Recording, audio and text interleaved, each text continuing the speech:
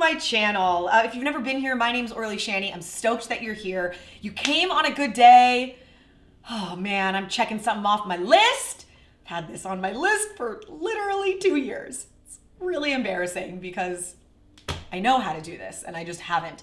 So I'm doing a home decor DIY today. Our main living room, which is where we're sitting right now, has these big windows that face the street. I love them, they're beautiful, they let in and flood a ton of light in this house. However, there's a few issues with them. One is, that is west.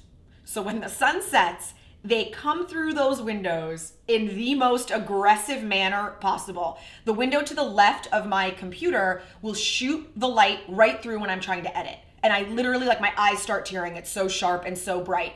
The other issue is just privacy. You know, during the day, I don't mind it so much because I can see out, but at night, it's pitch black outside, our lights are on, everyone can see us inside. I just feel like we're really, really exposed.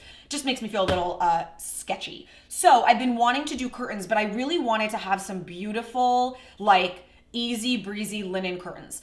Those are actually really expensive. My window is pretty big, so that means I actually need 4 curtains for that window. Anytime you take your measurement, you don't just you wanna measure what your window is. Let's say it's 50 inches wide. You really need at least 100 inches of material then, because when you close your curtains, you still wanna have that nice volume in the curtains. You don't want it like pulled tight. It looks really cheap. So what I decided to do is go to downtown and buy some fabric downtown. For one of my curtains, I'm gonna show you a complete no sew, no fabric glue, no nothing way of doing these curtains, which is really cool if you find a beautiful piece of fabric that you want to turn into a curtain. I'll show you how you guys can do that, or if you have no idea how to sew, you can still customize your space.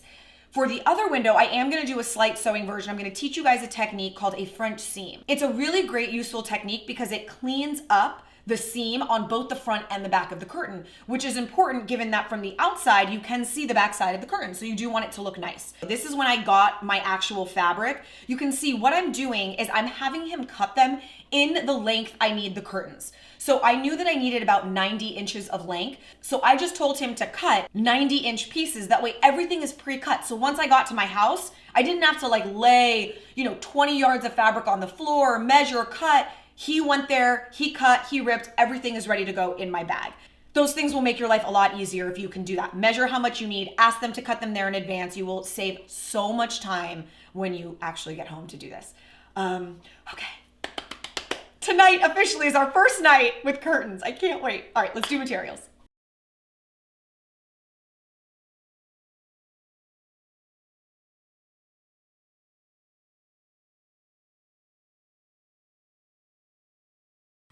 All right, so every fabric has a selvage edge which needs to be cut off.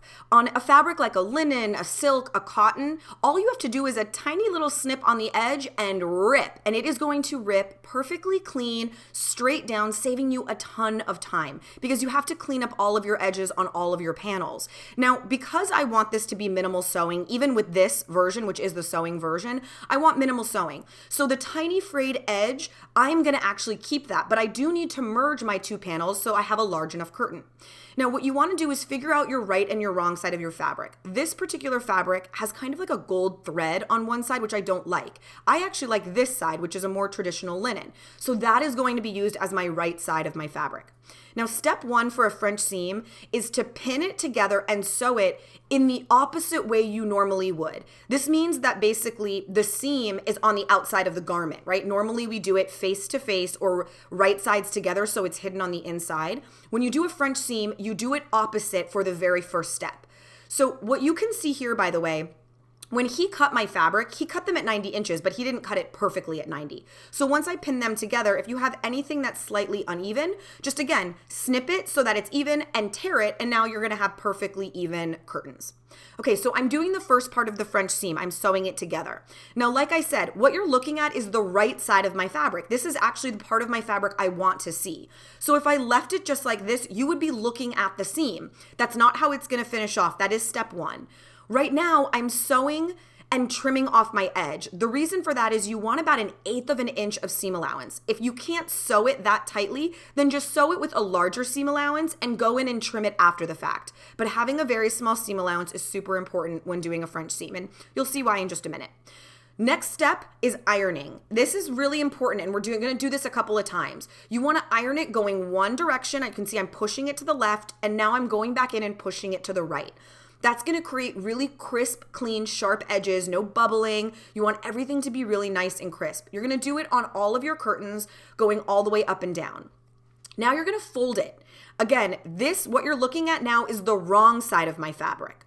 So what you're gonna do is fold it so that that original hem is right in the center. You can see it's right there in the center. I'm kind of pinching it.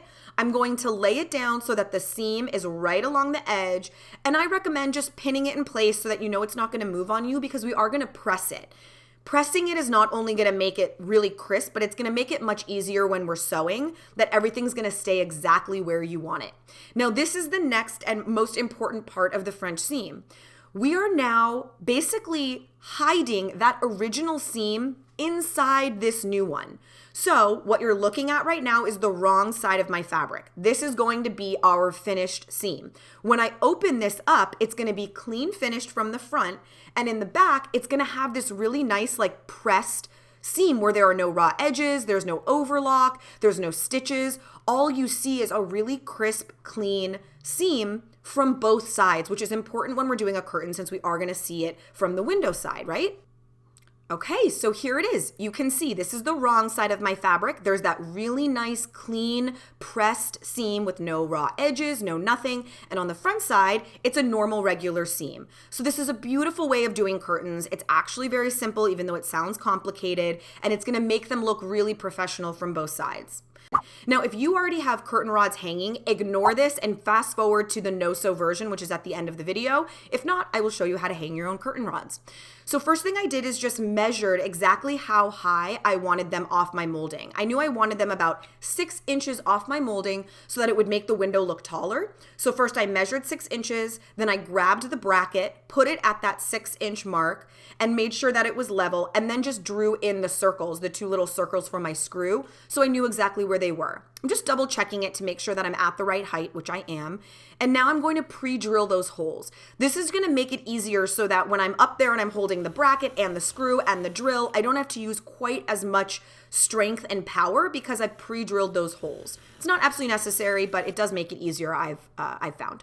So now I'm holding the bracket and I kind of screw in that first one just a little bit so that I don't need to hold it with my fingers. I went in, I did about half on the right, half on the left, and then went back and tightened them up. And you can see actually once you go tight, that bracket kind of straightens itself out. So it's in, I just kind of tug on it to make sure it's strong. And with this particular curtain rod, this is how mine was set, and everyone's will be different, but this little hook is what's gonna actually hold the curtain rod. So you line it in, make sure that it's straight, like give it an eyeball. Once it's super straight, then you're gonna wanna go in with a screwdriver and really tighten it so that it's not gonna wobble on you. Okay, I'm gonna show you this one just to kind of touch base again on what we did. You're gonna measure how high up you want and mark it.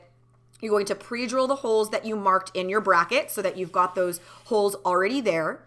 Then we are going to take our bracket and our 2 screws. You always want everything on you, so like put things in your pockets. Once you're like up on a step ladder, you don't want to have to get up and down.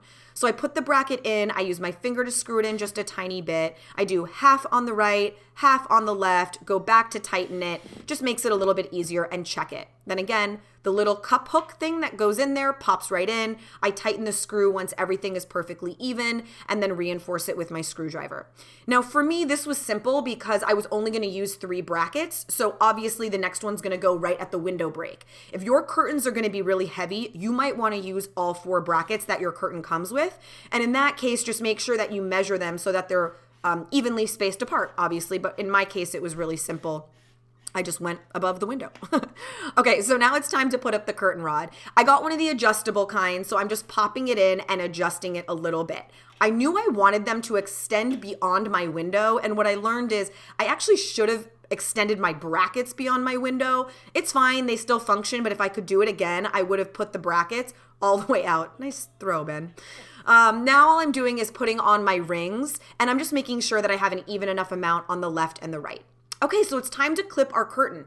Now, this is the reason this is such a simple curtain, even the sewing version. What I'm doing now is I am measuring an overlap. This overlap that I have is what makes the curtain adjustable. So I looked at the floor and I realized about a 6-inch overlap makes my curtain sit at the exact right level. So what I did is I put the 6-inch overlap and clipped my left side, clipped my right side, and clipped my center.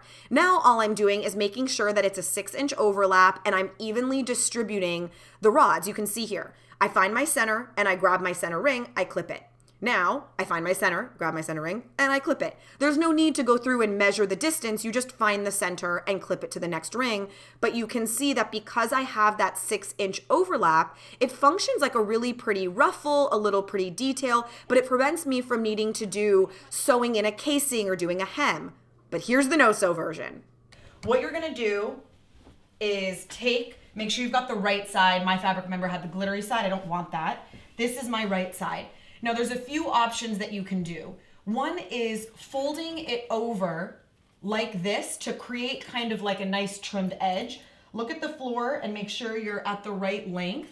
And what you would do is just clip it now. Take the other side, just line it up and clip that on the outermost edge. Take your center. There we go. Find your next middle. All right, so now we're good. So now you basically are just going to clip them on. And again, this is about as like flat as you're gonna wanna go. Ideally, I would like to make this thicker and I might end up adding a second one, so this is fuller, but for right now, it's fine.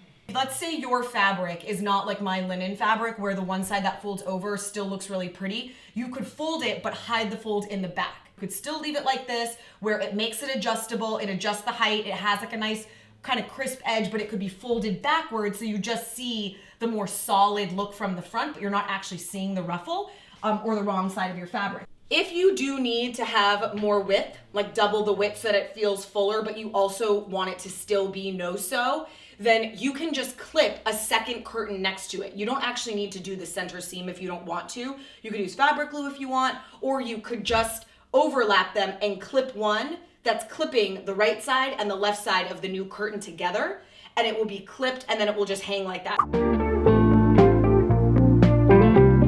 So long gone, feels like